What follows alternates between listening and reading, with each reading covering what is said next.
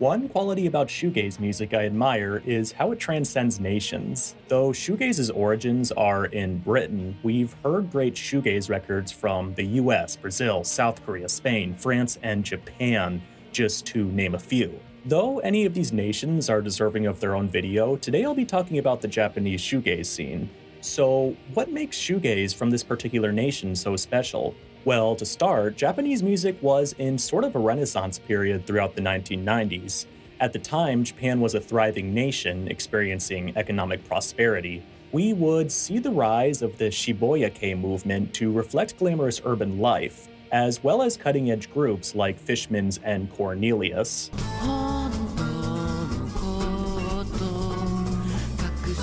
Shibuya-Kei music took influence from Western culture, taking the best elements of 1960s music and reinventing them by mixing in newer sounds of the 1990s. In the Shibuya-Kei movement, we saw the nation's ability to employ an eclectic sound palette, and I think we can also see this in Japanese shoegaze music. There are so many excellent and unique Japanese shoegaze bands out there, all creating hybrids of shoegaze with genres like trip-hop, metal, and twee-pop. Though shoegaze music was out of style in the UK by the mid to late 1990s, many of the great Japanese shoegaze groups were just beginning to form at the same time. So today I'm going to touch on 8 great Japanese shoegaze records from 8 different groups. I apologize in advance for any mispronunciations of band or album names. Unlike the Samurai Cop, I don't speak fluent Japanese. What does katana mean?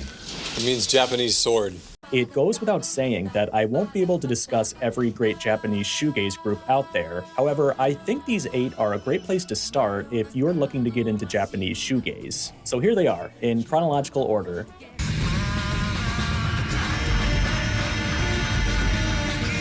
The first album I wanted to talk about is光のカケラby Walrus, released in November of 2000. This record has a very noisy and compressed sound. The guitar work hits you like an avalanche, having the sludginess of an Alice in Chains song. Unusual for a shoegaze record, the album is backed by a synth drum pattern. The beats in this record seem to step into progressive rock territory at some points.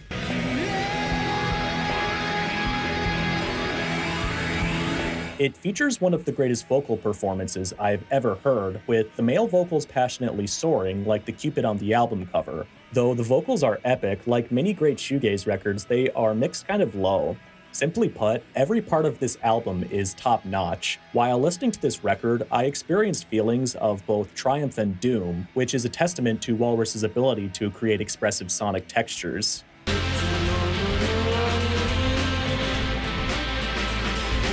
One of the earliest Japanese shoegaze groups to emerge was Coaltar of the Deepers in 1991. Releasing a handful of records throughout the mid-90s to early 2000s, Coaltar of the Deepers highlights the noisier components of shoegaze. Though it's difficult to choose one album from their catalog to talk about, their most celebrated release is arguably 2001's No Thank You. In this record, we can hear the dreamy textures of shoegaze, but the group also experiments with post-rock and alternative metal. In tracks like Good Morning and The End of Summer, we can hear how Coaltar of the Deepers is able to mesh these genres together.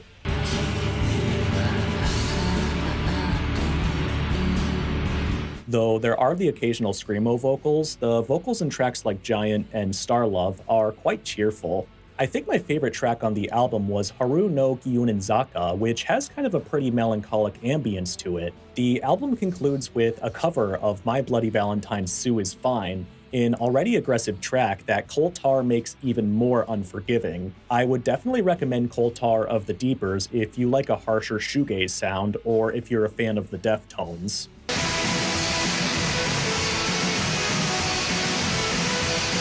If what you're craving is a brutal and lo-fi Japanese shoegaze, then look no further than Xinlisupreme's Tomorrow Never Comes. Released in January of 2002, the album borders on a Merzbow level of distortion. This is evident upon hearing the opening track, Kyoro, which is so raw and claustrophobic. The guitars hiss with the feedback of a Jesus and Mary Chains record.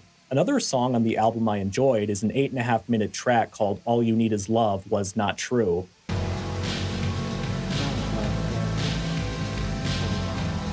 Take that, Beatles fans. There's an eerie quality to this track as the groovy drum beat drives the song, while the vocalist can be heard inaudibly speaking. I suspect that one's experience listening to this record is comparable to listening to a Captain Beefheart record. Some people are going to love it and feel hit with a wave of fascination. Others are going to think it's just pointless and tinnitus-inducing noise.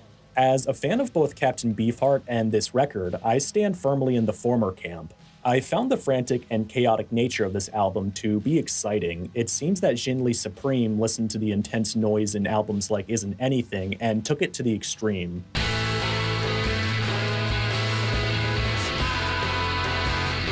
2002 would also see the release of Drop You Vivid Colors by Luminous Orange. Originally an all-female group from the city of Yokohama, Luminous Orange has become one of the most popular Japanese shoegaze groups. Drop You Vivid Colors isn't as noisy or distorted as Tomorrow Never Comes. Rather, it has much more of a straightforward and occasionally jangly sound, kind of like In Ribbons by Pale Saints.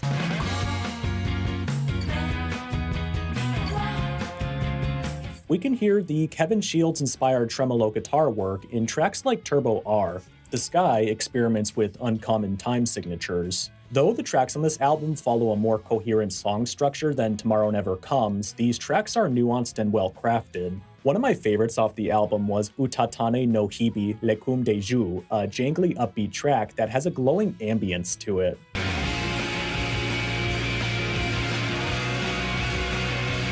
Next, I wanted to talk about True Color, True Lie, the one and only album released by Hartfield. Released in February of 2004, in Hartfield we can hear sunny pop melodies that I found to be quite enjoyable. It seems that often shoegaze music has a melancholic tone, so it was refreshing to hear something a bit more uplifting. I think Hartfield realized that a great shoegaze record takes more than overwhelming sound. Like Drop You Vivid Colors, the tracks are well crafted and often very pretty.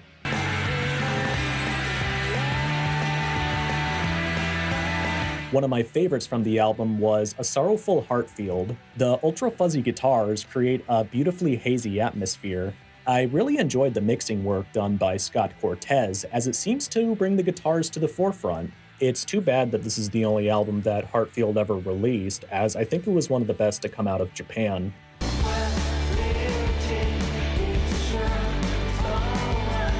Coming up next is Crystallize by Tokyo Shoegazer. As their name suggests, Tokyo Shoegazer emerged from the Shibuya region of Tokyo. Together from 2010 to 2013, and then reuniting in 2019, the group has quickly become one of the most exciting modern shoegaze groups. Though all of their records have been positively received, including the one that was released just a few weeks ago, today I'm going to be talking about their debut album. Released in November of 2011, Crystallize is one of the most fast-paced, brash records I've ever heard.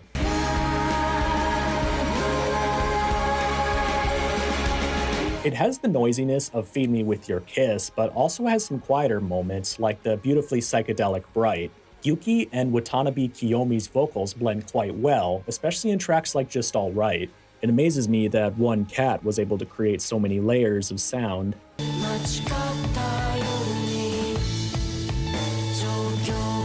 The next album is from a group called Kinoko Teikoku, which translates to Mushroom Empire. Entitled Eureka, it was the debut album for the group, released in February of 2013. Upon hearing the opener Yotaka, we are submerged into a beautiful wall of reverberation. The vibe created has kind of a soothing quality to it, and it persists throughout the album.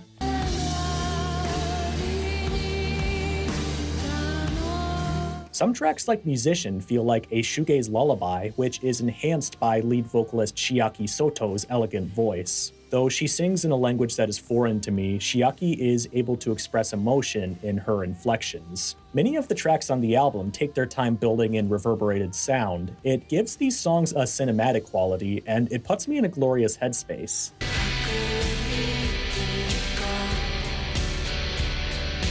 The last album I wanted to talk about is by the group My Dead Girlfriend, and it's called Hades, The 9 Stages of Change at the Deceased Remains. We'll just refer to it as Hades for the remainder of the video. Released in June of 2015, the record is the second and most recent album from the group.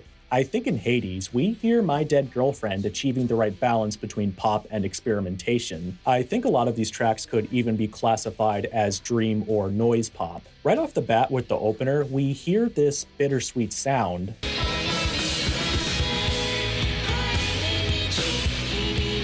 Another group to feature a male and female singer dynamic, Megumi Ideta and Yuki Ishikawa's vocals blissfully bounce off one another. Sometimes their vocals blend so well that it sounds like one androgynous voice. This is most notable in tracks like I Think About Mary Poppins. A distinctive element of My Dead Girlfriend is the loud percussion, which is especially prevalent on one of my favorite tracks off the album. Called Hades in the Dead of Winter, it's definitely one of the more wistful and textured tracks. I really loved listening to this album, and it's definitely one of my favorites off this list.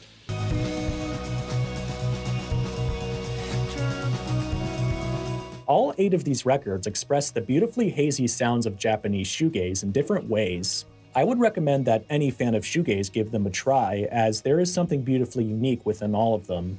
Don't just stop with these groups though, there are many excellent Japanese shoegaze groups out there that I didn't even get the chance to talk about, like Plastic Girl in the Closet, Burn, Supercar, Honeydip, Cruyff in the Bedroom, and Clams.